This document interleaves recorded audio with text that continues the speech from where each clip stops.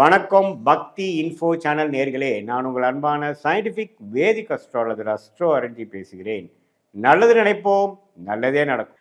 இந்த வீடியோவில் நம்ம என்ன பார்க்க போறோம்னா, மேஷ ராசிக்காரர்களுக்கு எத்தகைய ஜாதக பலன், எந்தெந்த கிரகங்கள் சேரக்கூடிய கிரகங்களாகவும் சேரக்கூடாத கிரகங்களாகவும் அமைகிறது அப்படிங்கிறத நம்ம பார்க்குறோம். என்னன்னு பார்த்தீங்கன்னா, நம்மளுடைய ஜாதகத்தில் காம்பினேஷன்ஸ் மூலமாக தான் கர்மா செயல்படுகிறது.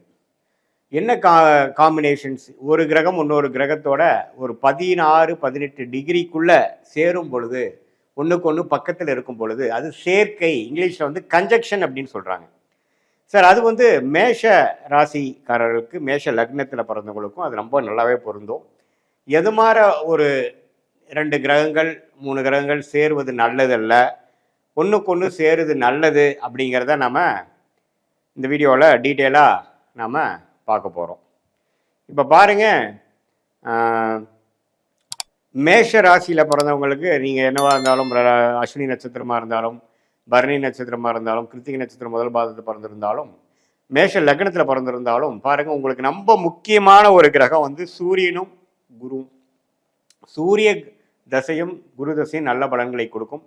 சூரியனும் குருவும் நல்ல ஒரு அமைப்பை கொடுக்கக்கூடிய, நல்ல கர்மாவை கொடுக்கக்கூடிய ஒரு கிரகமாக மேஷ ராசிக்காரர்களுக்கு, மேஷ லக்னக்காரர்களுக்கு வருகிறது.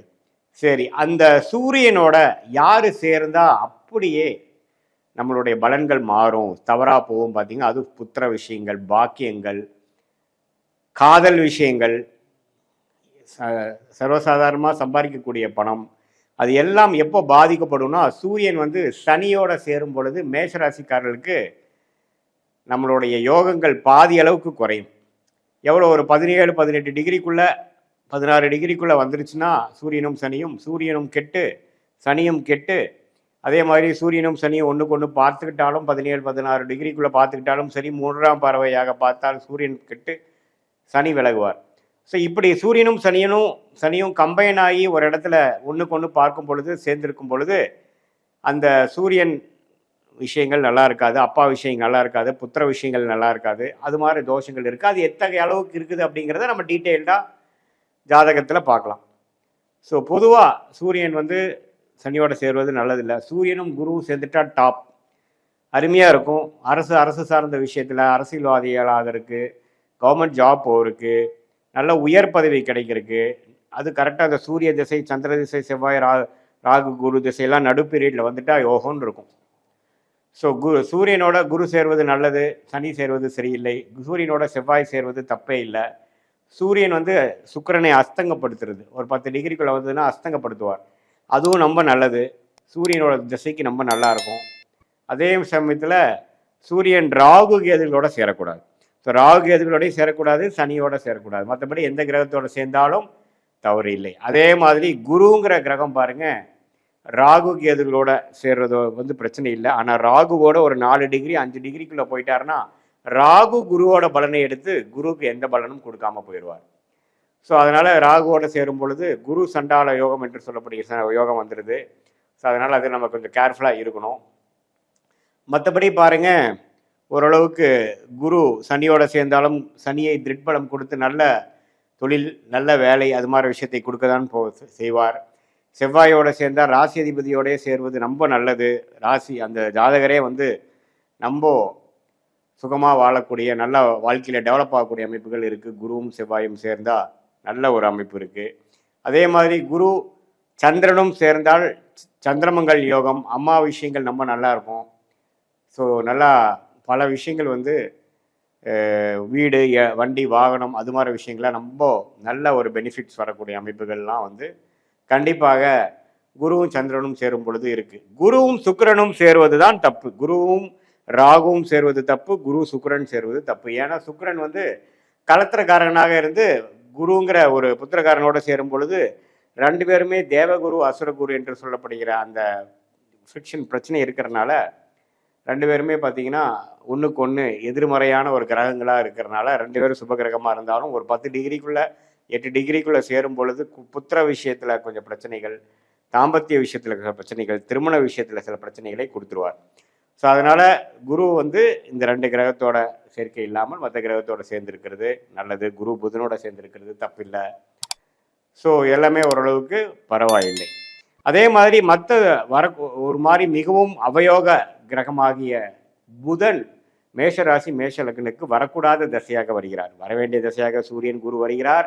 வரக்கூடாத தசையாக புதன் வருகிறார். புதன் வந்தாவே கொஞ்சம் பிரச்சனைகளோடு சேர்ந்து தான் வாழ்க்கை ஓடுங்கிறது நம்ம மேஷ லக்னம் மேஷராசிக்காரர்கள் தெரிந்து கொள்ள வேண்டும். ஸோ அது எப்படி இருக்கும் அப்படின்னு பார்த்தீங்கன்னா, செவ்வாய் வந்து புதனோட சம்மந்தப்பட்டுருச்சுன்னா ரிஸ்க். ஏன்னா செவ்வாய்ங்கிற கிரகம் ராசி அதிபதி லக்னாதிபதியாக வரும்பொழுது அவர் 6ஆம் வீடு அவருக்கு பிடிக்காத அவயோக கிரகத்தோடு சேரும் பொழுது ஜாதகரே கொஞ்சம் விடந்தாவாதி மாதிரியும், அவர் கொடுக்குற ஐடியாஸ்லாம் கொஞ்சம் கரெக்டாக இல்லாத மாதிரியும், வம்பு வழக்குகள் அதிகமாக வாழ்க்கையில் சந்திக்கக்கூடிய அமைப்பாகவும் ஜாதக பிரகாரம் கொடுத்துரும். ஸோ அது இருக்கான்னு பார்த்துக்குங்க. மற்றபடி பார்த்தீங்கன்னா புதன் குருவோட சேர்ந்துருக்கிறது நல்ல அறிவு கூர்மை, புதன் சூரியனோட சேர்ந்துருக்கிறது நிபுண யோகம், புதன் சந்திரனோட சேர்ந்துருக்கிறது தப்பில்லை. ஆனால் சந்திரன் இருள் சந்திரனாக அமாவாசைக்கு அருகில் இருக்கக்கூடிய சந்திரனாக இருந்தால் புதன் பாதிக்கப்படுவார். புதன் சனியோட சேர்ந்திருந்தா மந்த புத்திக்காரராக படிப்பு விஷயத்தில் கொஞ்சம் சுமாரான அமைப்பு தான் கொடுக்கும். மெமரி பவர் கொஞ்சம் குறைக்கும், ஞாபகம் மறதி அது மாதிரி சில விஷயங்கள், லேக் ஆஃப் கான்ஃபிடென்ஸ் அது மாதிரி விஷயங்களாக கொடுக்கும். மற்றபடி பார்த்தீங்கன்னா புதன் வந்து செவ்வாயை காட்டிலும் ராகுவோட சேருவதும் தப்பு. கேதுவோட சேர்ந்தால் கூட அது ஒரு வேற மாதிரி ஒரு நுணுக்கமான அறிவை கொடுக்கும். ராகுவோட ஒரு 5 டிகிரி 6 டிகிரி கேட்கும் பொழுது ராகு புதனின் அமைப்பை எடுத்துக்கொண்டு புதன் வந்து நல்லா இருக்காது. ஸோ புதன் திசை வந்து ஒரு பிரச்சனைக்குரிய திசையாகவும் உடல் உபாதைகள் அது மாதிரி விஷயங்கள்லாம் இருக்கும். ஸோ நீங்கள் மேஷ லக்னம் மேஷராசியில் பிறந்தவங்களுக்கு நல்லா பாருங்கள் புதன் எப்படி இருக்குதுன்னு நம்ம முக்கியமாக பாருங்கள். புதன் திசையில் கேர்ஃபுல்லாக இருக்கக்கூடிய அமைப்புகள் இருக்குது. மற்றபடி பார்த்தீங்கன்னா நியூட்ரல் பிளானட்ஸ் ஆகிய சுக்கிரன், அதுக்கப்புறம் வரக்கூடிய சந்திரன், அதுக்கப்புறம் வரக்கூடிய சனிலாம் பார்த்தீங்கன்னா ஓரளவுக்கு நியூட்ரலாக இருக்கக்கூடிய அமைப்புகள் இருக்குது. ராகுவோட சேராமல் இருக்க வரைக்கும் ஒன்றும் பிரச்சனை இல்லை. சனிலாம் கேதுவோட சேருவது ரொம்ப நல்லது. சந்திரன் சனி சேர்ந்தால் புணர்ப்பு தோஷம் ஆகுது, அம்மா விஷயங்கள் அம்மாவுக்கு தோஷம் அது மாதிரி விஷயங்கள், கல்யாண விஷயத்தில் கேர்ஃபுல்லாக இருக்கணும் அப்படிங்கிற மாதிரிலாம் வந்துடும். சுக்கிரன் வந்து சனியோட செவ்வாயோட சம்மந்தப்படும் பொழுது காதல் விஷயம் மூலமாக கல்யாணம் நடக்கிறது, காதல் திருமணம் அது மாதிரி விஷயங்கள்லாம் வரக்கூடிய அமைப்புகள் இருக்குது. அது எத்தகைய திருமணங்கிறது 7ஆம் வீட்டு அதிபதி எப்படி இருக்கிறார், அடுத்து வரக்கூடிய தசாபுக்திகள் எப்படி இருக்குதுங்கிறத வைத்து நாம் துல்லியமாக சொல்கிறோம்.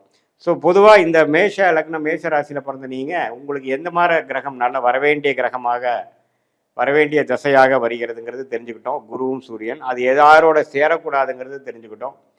அதே மாதிரி வரக்கூடாத திசையாக எந்த கிரகம் வருகிறதுன்னு தெரிஞ்சுட்டோம். அவர் யாரோட சேர்ந்தால் நமக்கு இன்னுமே பிரச்சனைகள் கொடுப்பாரு அப்படிங்கிறது தெரிஞ்சுக்கிட்டோம். ஸோ எது மாதிரி ஒரு ராங் காம்பினேஷன் வந்து நல்லதில்லை. யோகங்கள் பார்த்திங்கன்னா குரு சந்திரன் சேர்வது ரொம்ப நல்லது, குரு செவ்வாய் சேர்வது நல்லது. அதே மாதிரி குரு எந்த ஒரு கிரகத்தோடு சேர்ந்தாலும் நல்ல விஷயம். ராகு சுக்கிரனோட மட்டும் அவர் வந்து விலகி இருக்கிறது நல்லதுங்கிறது நாம் இந்த காணொலியில் தெரிஞ்சுக்கிட்டோம். இது ஒரு பொதுவான பலனே தவிர உங்களுடைய ஜென்ம ஜாதகத்தில் உங்களுடைய லக்னத்தில் நீங்கள் எந்த லக்னத்தில் பிறந்தீங்க, எந்த ராசியில் பிறந்திருக்கீங்க, அதில் இருக்கக்கூடிய தசா புக்திகள்லாம் எப்படி இருக்குது, கிரகங்கள் எந்தெந்த டிகிரி அடிப்படையில் சயின்டிஃபிக் வேதிக் அஸ்ட்ராலஜி முறையில் நம்ம வந்து துல்லியமாக பார்த்து அது மூலமாக நம்ம பிறந்த தேதி பிறந்த நேரம் பிறந்தவரை வச்சு நம்ம ஜாதகத்தை கணித்து பலன் சொல்லும் பொழுது அற்புதமான துல்லியமான பலன்கள், அடுத்து வரக்கூடிய ஷார்ட் டேர்ம் என்ன, அடுத்து வரக்கூடிய லாங் டேர்ம் என்ன, எது மாதிரி உங்களுக்கு தொழில் அமையும், எது மாதிரி வாழ்க்கை அமையும், எந்த மாதிரி முடிவு எடுக்கிறது நல்லது அப்படிங்கிற போன்ற நல்ல விஷயங்கள் எல்லாம் துல்லியமாக நம்ம சயின்டிஃபிக் வேதிக் அஸ்ட்ராலஜி மூலமாக தெரிஞ்சுக்கலாம். நம்ம சொன்னது பார்த்திங்கன்னா மேஷ லக்னம் மேஷ ராசிக்கான ஒரு பொதுவான பலன்கள் நம்ம இந்த வீடியோவில் தெரிஞ்சுக்கிட்டோம். மீண்டும் மற்றொரு காணொலியில் சந்திப்போம். நன்றி, வணக்கம்.